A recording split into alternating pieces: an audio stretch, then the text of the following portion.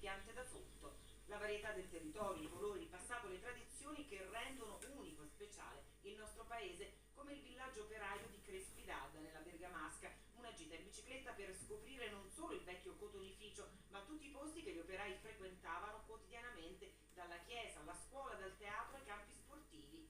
Ma nella classifica dei luoghi del cuore del FAI c'è anche un sentiero di 70 km tra Spoleto e Assisi in Umbria, un modo per apprendere i segreti dell'olio, gli ulivi come filo conduttore di un'escursione che tocca borghi, abbazie, eremi e castelli, scorci autentici e poco conosciuti, con la possibilità di fermarsi per ammirare i paesaggi, certo, ma anche per scoprire artigianato e prodotti tipici di questa parte d'Italia, piena di sorprese.